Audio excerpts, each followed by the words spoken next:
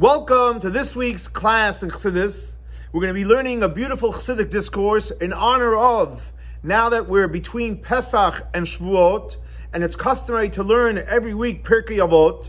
So before we actually learn Pirkei Avot every single week, so we open up by learning a Mishnah, the beginning of the Mishnah from the 11th chapter in the Tractate of Sanhedrin, where the Mishnah says, Kol Yisrael yesh lahem chelek lo'olam haba. Every single Jewish person has a place in the world to come. The Rebbe said this Chassidic discourse on Shabbos Parshas אחרי, Mevorchim Chodesh Iyer in the year ''tshel Lamed Gimel 48 years ago, and the Rebbe went on to certify and edit this Chassidic discourse in honor of the 7th day of the month of Adar in the year ''tshel Nun 31 years ago. So again, the Chassidic discourse is based on the opening Mishnah, which is the introduction to Pirkei Avos, where it says, Kol Yisrael, every single Jewish person, yesh lahem chelek, has a place, la'olam haba, to the world to come. So, we all know we are living in this world. In this world in Hebrew is called olam haza. This world. After this world, so just to be clear, so it'll be easier as we go, so when someone passes away, the body we know is buried in the ground, and the soul goes to the Garden of Eden, Gan Eden. Unfortunately, sometimes you have to go on the way, a detour to Gehenna, purgatory, but again, that's not a discussion for itself, but the goal is to go to Gan Eden, the Garden of Eden. In the Garden of Eden, we know there's something which is called Gan Eden HaTachta, the lower level of Gan Eden. There's Gan Eden HaElyon, the higher level of Gan Eden, the higher level of Garden of Eden. After the period of Gan Eden, then there's something which is going to be called Olam HaTchiyah, the world of the resurrection, where everybody is going to be resurrected, which means everyone's going to come back alive, and even the souls that from Gan Eden are going to come back alive, and they're going to go back into a body. Fascinating stuff. After that period, there's going to be something which is called La'asad Lavai. Again, another class for itself, the journey of what happens after this world. But the reason I'm bringing this up is because the Mishnah says everyone has a place in the world to come. World to come is not defined. The world can be referring to Gan Eden, the Garden of Eden. It can be referring to the Olam HaTchiyah, the world of the resurrection, and it can also be referring to La'asad Lavai, after the world of the resurrection. So the Rebbe says in this Mishnah, when it says Olam Haba, again, it could be different meanings in different places, but in this Mishnah, when it says Olam Haba, it's referring to what? Olam HaTchiyah, the world of the resurrection of the dead. How do we know this? The Rebbe says clear, because it says in the Mishnah, these people do not have a place in the world to come. Who doesn't have a place in the world to come? So the Mishnah says, those that say, Ein Tchiyas HaMeisim in HaTorah, that there's no such thing as resurrection of the dead. So they will not have a place in the world to come. Why? And the Gemara says clearly, because since you're denying the resurrection of the dead, you don't believe in it, so you're not going to have a place, you're not going to be part of the resurrection of the dead. Knows midah connected midah. The way you behave, that's what you get. So if you don't believe in it, so how can it be there for you? But again, the point is, so you see clearly that the Mishnah says these have a place in the world to come. Who doesn't have the place in the world to come? Those that denied the resurrection of the dead, and therefore you're not going to have it. So therefore, in this Mishnah, when it's referring to Olam Haba, it's referring to the world of the resurrection of the dead. And that's why the Mishnah says, Kol Yisrael, every single Jewish person has a place in the world to come, is referring to what? The world of the resurrection of the dead. Now, so again, every person, no exceptions. So the Rebbe said like this, because we all know where King David says in Psalms, in reference to the Garden of Eden, so he says like this, Mi ala Bahar Hashem, who is going to be able to go up to the mountain of God, referring to Gan Eden? So it says clearly, Neki Kabayim, someone that has clean hands. It doesn't only mean physically clean hands, it means spiritual clean hands. Uvar Levav, someone that has a pure heart. So you see that in order to go into the Garden of Eden, there's conditions, criteria you have to meet. Clean hands, a pure heart, and we're talking about even the lower level of Gan Eden. How much more so on the higher level? However, when it comes to Olam HaTchiyah, Olam Haba, which over here is referring to the world of resurrection of the dead, Kol Yisrael, everyone is going to receive a place in the world to come. So the Rebbe asks a simple question. We have to understand. In other words, like this. The revelation that's going to take place in Olam HaTchiyah, in the world of the resurrection is much greater than the revelation in the Garden of Eden.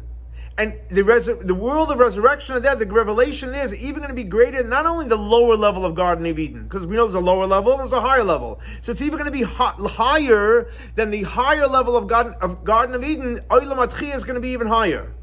And even in the higher level of Garden of Eden, there's many, many levels, but Tchiyas HaMeisim is obviously the highest. And how do we see that? It's self-understood. Why? Because let's look at the resurrection of the dead itself. Who is going to get up for the resurrection of the dead? So let's look at all the souls for the last tens and hundreds and thousands of years. Where are they? They're in the Garden of Eden. And every single day they pray and they connect to God. There's no distractions there. And every day they're elevating themselves. So the souls are like really, really getting purer and purer and holier. But nevertheless, what's going to happen in the period of resurrection dead? Even all those souls are going to have to come back and be resurrected into a body. Why? Because obviously the revelation of the world of the resurrection of the dead is much greater. Even in the Garden of Eden, even the highest level in the Garden of Eden, resurrection of the dead is all over the top. But nevertheless, so even though it's so powerful, so in order to go into Garden of Eden, which seemingly is a lower level than the resurrection of the dead, there's conditions, there's requirements. But when it comes to the resurrection of the dead, boom, everybody, Kol Yisrael, is going to be resurrected. So what does that mean? So Rebbe says, he explains this based on introduction. And it was like as follows. In the resurrection of the dead, the world of the resurrection, we're saying is that what? It's higher than the Garden of Eden, which it is obviously. It comes after, and because you're going from Garden of Eden, you don't go down, you're going up. You're going where? You're going out to, we're being resurrected. It's much higher. Now, seemingly, the Garden of Eden, who's in the Garden of Eden? Souls. The body we know gets buried. So what's in the Garden of Eden? Just a soul without a body. In the world of resurrection, what are we going to have then? A soul with a body. So what does it mean that in the time of the resurrection, when the soul is going to be back with a body, it's going to be higher than the Garden of Eden? When the soul is on its own? When the soul's on its own, it's soaring on high. No limits. But when you have dealing with a body, it's physical. And we're saying that in Tchiyas HaMeisim is much higher. Now, so on one hand, you're going to say, 1 second, maybe we're dealing with not the physical coarse body like we have today, but we're dealing with a refined body, totally pure, fine type of body. Like, for example, let's take the body of Adam HaRishon, the first man, Adam. So we know that his body was 100% refined. It was pure. Why? Because who made his body? Hashem himself. Yitzir Kapav Shel HaKadosh Baruch Hu. Hashem himself made his body. And as it says in the Zohar, that the heel, the bottom of his foot, the heel of Adam HaRishon shined more powerful than the sun. If Hashem made his body, he was so pure. So literally the heel, which is the lowest level of the body, shine more powerful than the sun. And not only that, when Mashiach in the future, so what's going to happen is the body's not only going to be as great as Adam HaRishon, it's actually even more refined. It's going to be much more complete.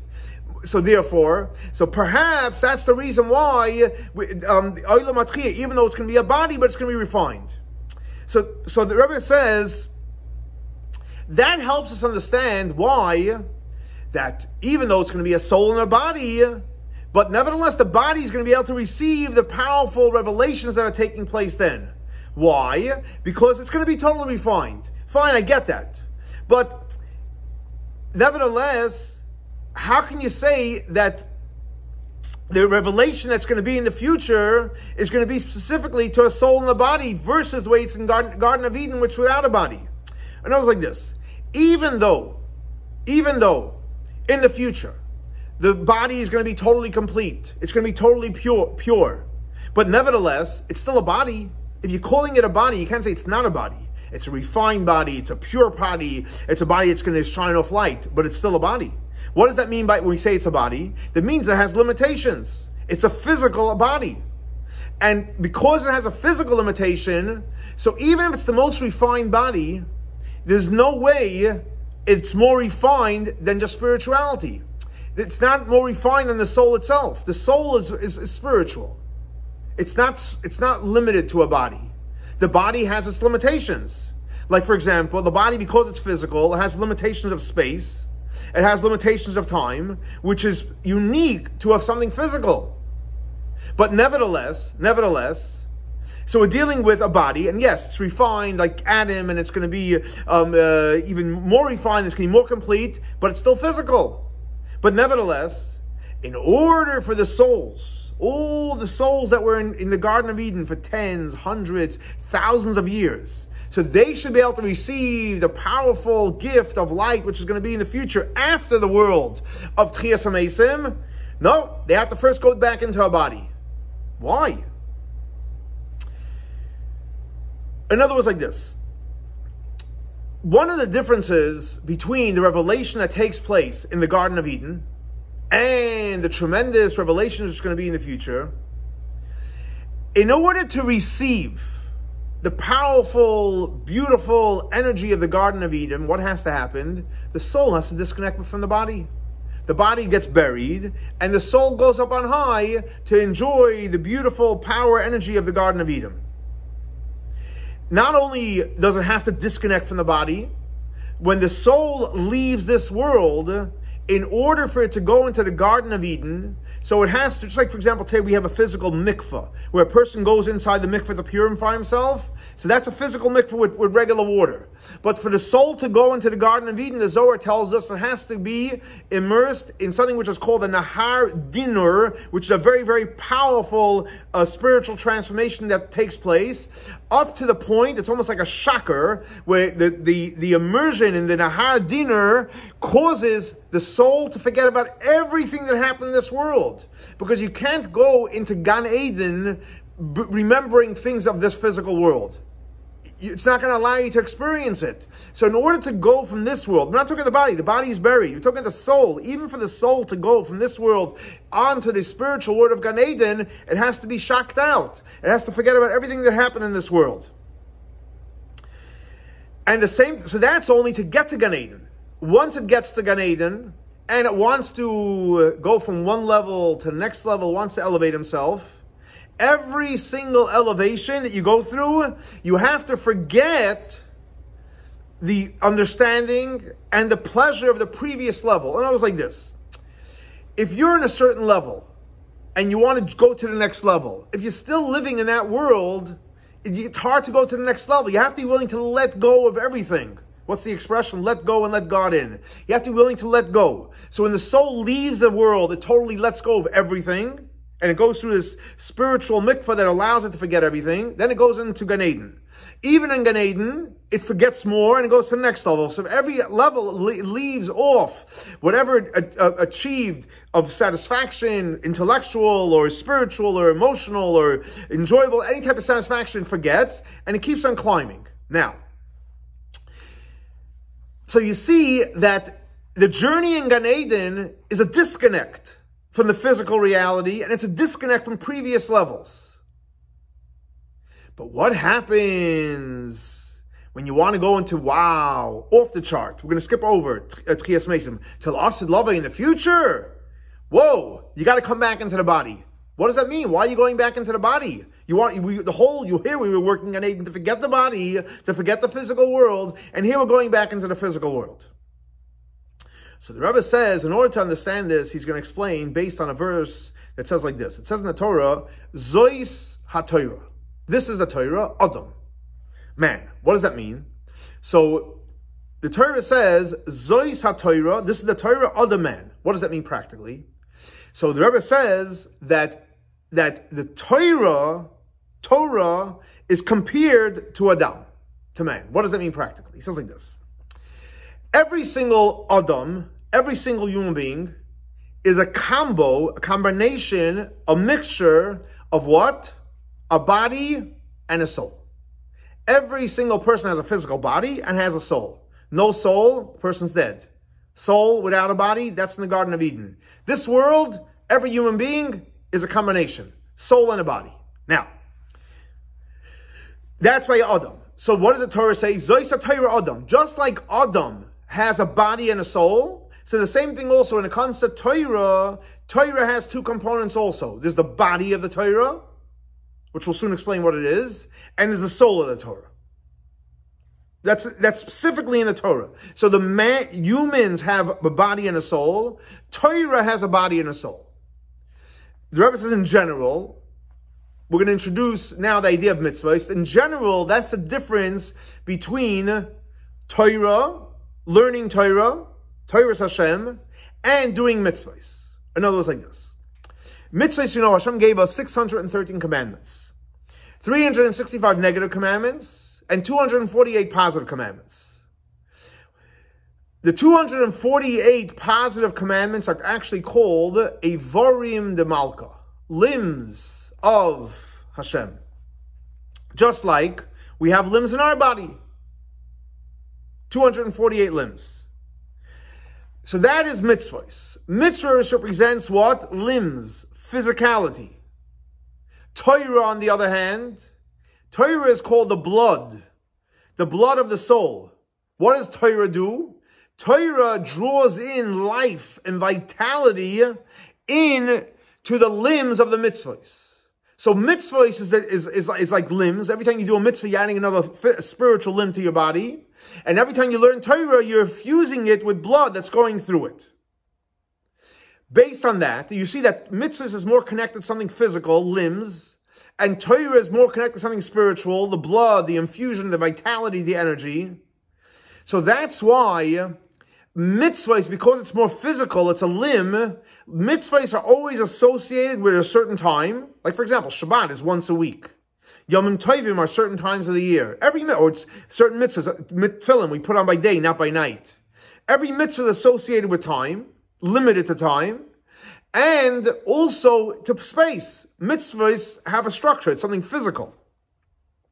On the other hand, Torah, we know, Torah is not bound by time and space. You can learn Torah 24/7, and wherever you are in the world, you learn Torah. Even on cyberspace, you can learn Torah. Torah is not bound by, not by time, not by space. You can't do a mitzvah in cyberspace. It's hard to do it. But the Torah you can learn. Now, take it a step further. Because a powerful example. He says like this. Unfortunately, today, we don't have the temple. We know in the temple, there was a lot of mitzvahs. You could bring sacrifices, karbanot, you can bring incense, whatever the mitzvahs that took place in the temple.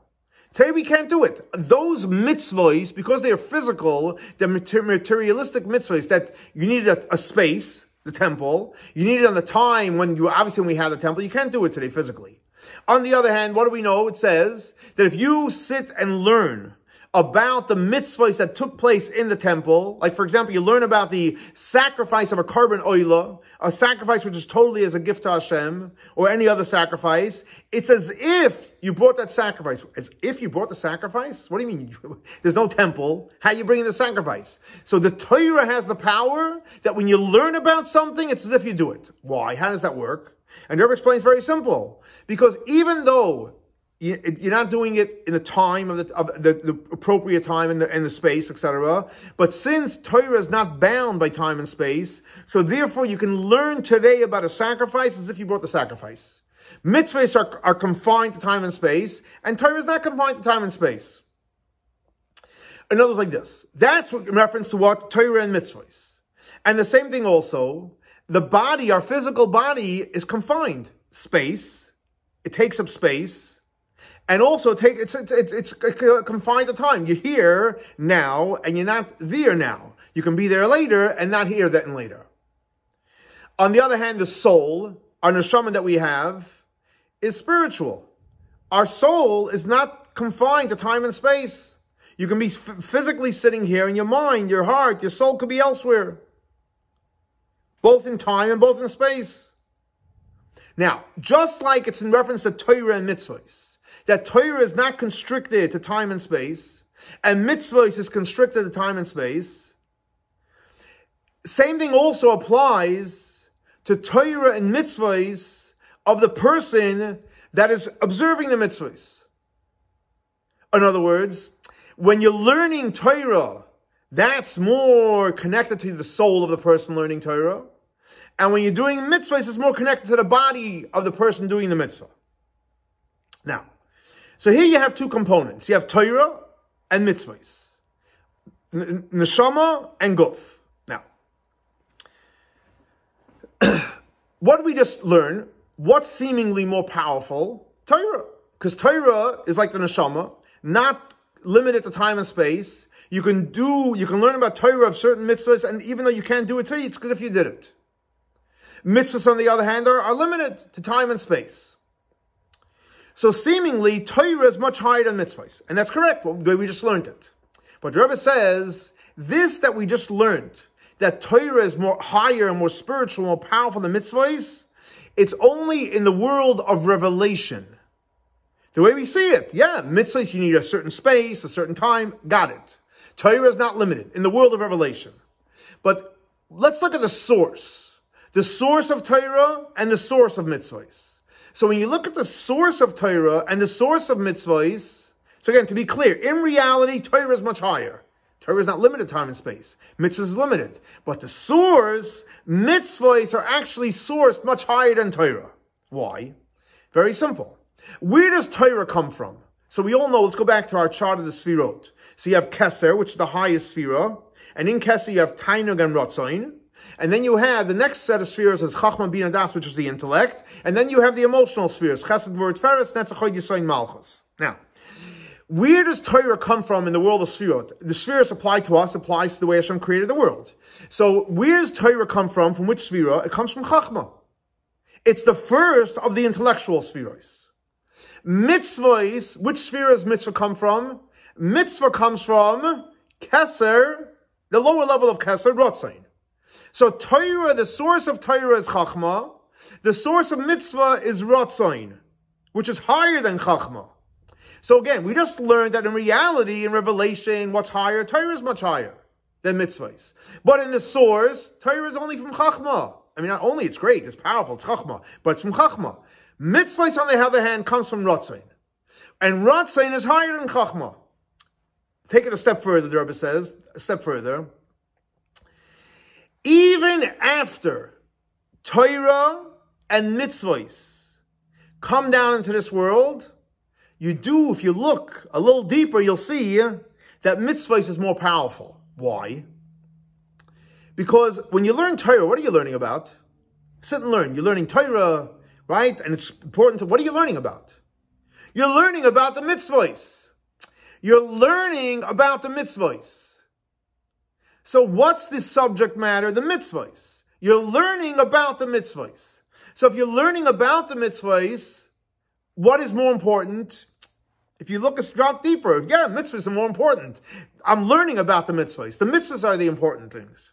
So again, so you see clearly that even though on a superficial revealed level, Torah is much more powerful, Torah is not limited to time and space, mitzvahs are, but in source, mitzvahs is higher because it comes from Ratz and Torah only comes from Chachma. And then if you even look deeper, when you're learning Torah, you're learning about the mitzvahs. So obviously mitzvahs are much deeper and much more powerful. So that's what in terms of Torah and mitzvahs. But now the Rebbe says, let's look. Let's think for a second. The same applies with us, our neshama, our soul, and our physical body, which is comparable, like we said before, like Torah and mitzvahs. That's what we started off. Zois Torah Adam. That Torah is just like Adam. Just like Adam has a neshama and guf, Torah has a neshama and guf, and we went to the whole idea of Torah and mitzvahs. Now, in other words, like this.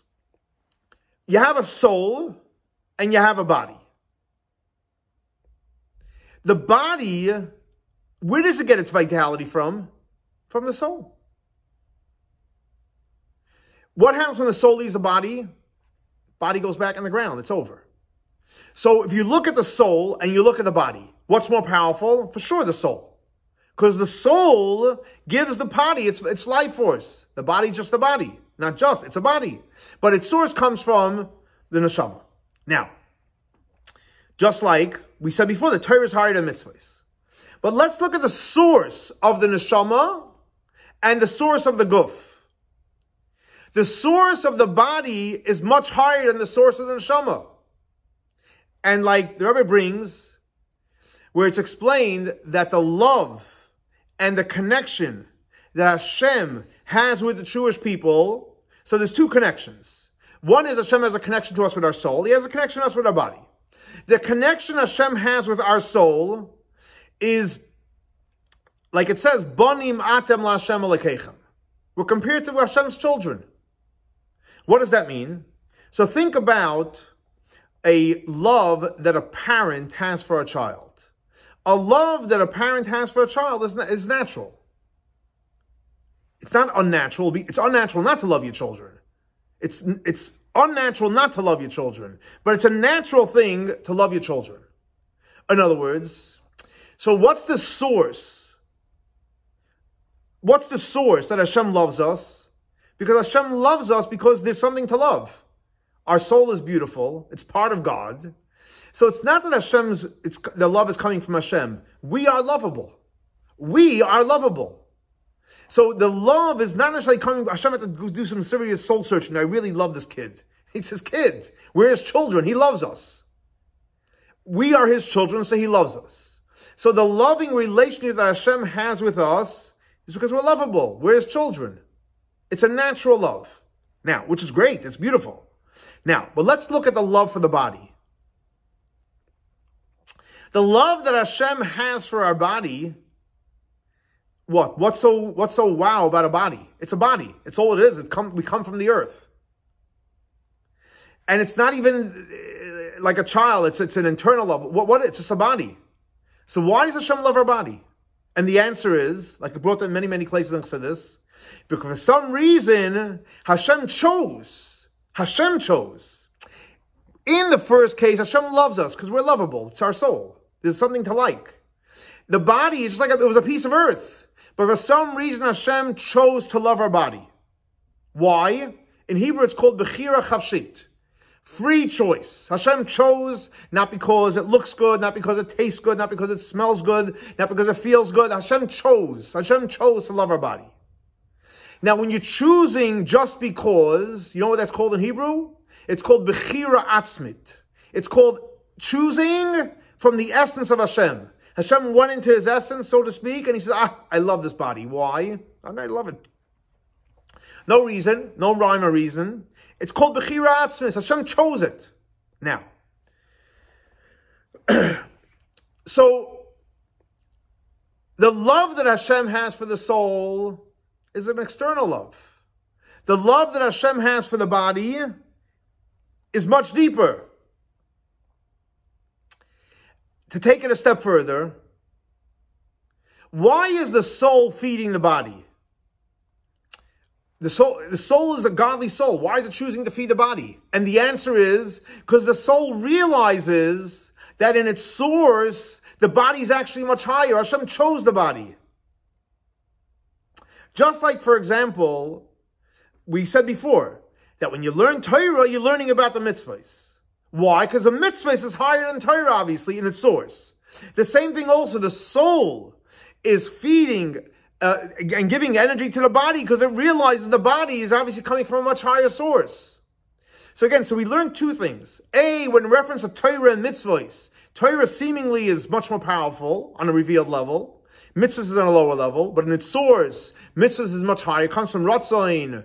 And you see that learning Torah is all about mitzvahs. It's the same thing also with our soul and our body. Our soul, seemingly our soul, it's much more powerful. It's much more spiritual. But nevertheless, our soul, its source is in the revealed part of Hashem. But the body comes from the essence of Hashem.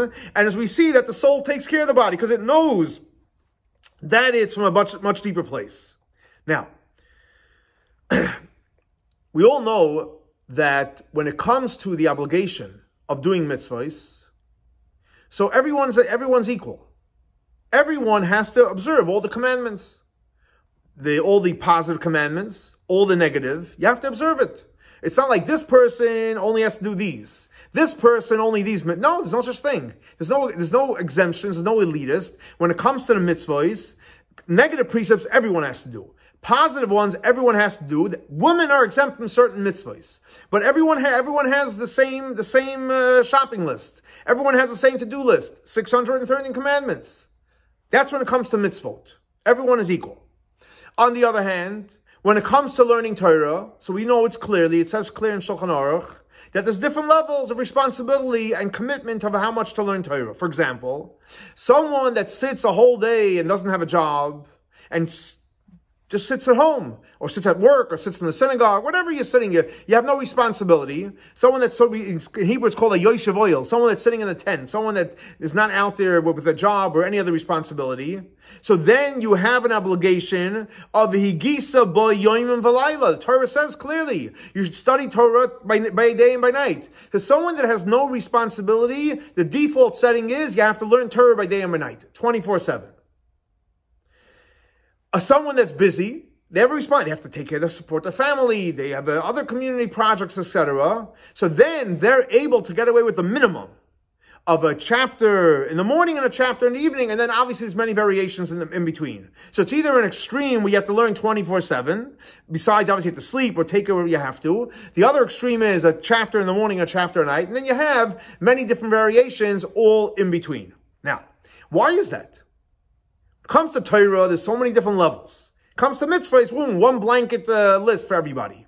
And the answer is, because what did we learn before? What's the source of mitzvahs?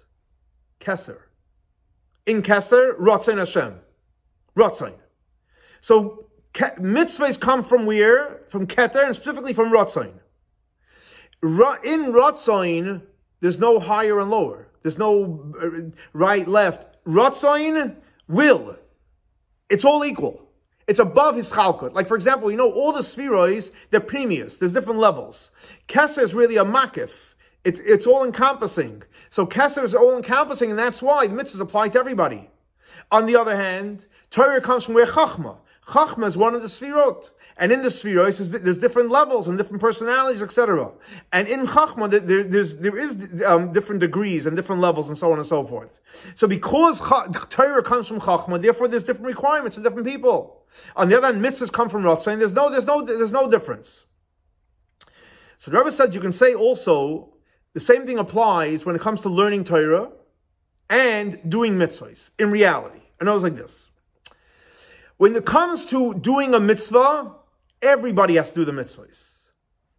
Not only everyone has to do the mitzvahs, because everyone has to do the mitzvahs, what does it say in the Talmud? And it's a very powerful statement, Dafilu Poishe Yisrael.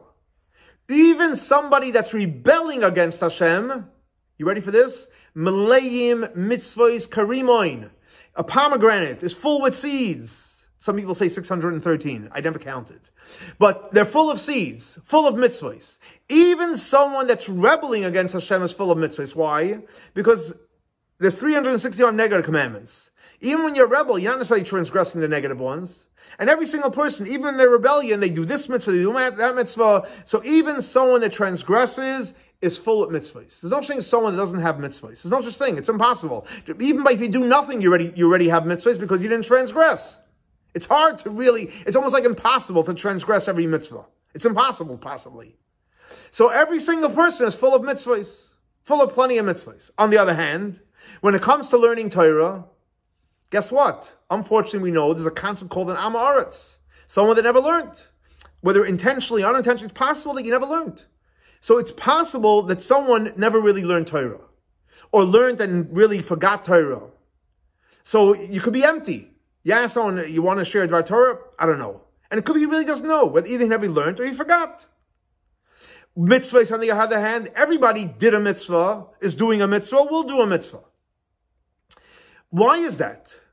How could it be such, it's like opposites. When it comes to mitzvahs, we say that even the most wicked person is full of mitzvahs. And when it comes to learning Torah, it's possible someone shouldn't have any connection to the Torah. And the answer to Rebbe is very simple. Because when it comes to things that it's lacking, no one could be lacking in essential things. Mitzvahs is connected to what Ratzain, which is Keser, which is Makif, which is the essence. In the essence, no one's lacking. Everybody has some mitzvahs. Everyone has a mitzvah. Even if they don't want to do it, they still do it. Yes, don't do a mitzvah. I don't want to do it. But guess what? They end up doing it. Why? Because nobody wants to be disconnected. On the other hand, when it comes to Torah, we're dealing with revealed part. We're dealing with, in Hebrew, it's called Giluyim. It's already Chachma. It's a revealed Sphira. Over there, you could be lacking. Externalities you can be lacking. Not that you should be, but it's possible to be lacking in externalities, but not in the essence. In other words, like this. When it comes to mitzvahs, mitzvahs is connected to the will of Hashem. Rotzain ha'elyon, the will of Hashem. And Rotzain ha'elyon and mitzvahs is connected, like we said before, it's connected to the idea of our physical body. We do mitzvahs with our physical body. And how is our physical body chosen? Not because Hashem likes our physical body. There was something lovable about it. No, because Hashem, from His essence, He chose us. So therefore, since Hashem chose us in His essence, and we do mitzvahs with our body, that's why all Jews have a connection to mitzvahs. Every single Jew has a connection to a mitzvah. Not necessarily Torah, but to mitzvahs, yes. So based on this, the Rebbe explains very, very powerfully, that's why it says, Kol Yisrael, every single Jew, Yesh Lehem Chelek, have a place where? In Olam Haba. And we said Olam Haba is referring to what? The world of resurrection, where all the souls are going to go back into the body. Now, what did we say before? Olam Haba, Olam Atchia, the resurrection of the dead. It's even higher than Gan Eden, the Garden of Eden. But nevertheless, everybody's going to have this revelation of what? Of Olam Atchia. Why? And the answer is very simple, like we just learned. Because the Garden of Eden, all the reward that people sit in heaven and they receive tremendous reward in the garden, what is it from? What is feeding the reward of the Garden of Eden? The reward in the Garden of Eden is from what? From the Torah you learned in this world. That's why it says, in reference to the Garden of Eden, fortunate is the person that comes and he has his Torah. If you learn Torah in this world, when are you going to get the real payment? In the Garden of Eden. So again, in the Garden of Eden, what are we experiencing? What are those experiences? What will we experience? You're learning now Torah, you're listening to a shir. Guess what? In the Garden of Eden, you're going to get a huge prize for it. That's where pay-up is. Pay-up is going to be in the Garden of Eden. Now, so in the Garden of Eden, the reward is for the Torah that we're learning in this world.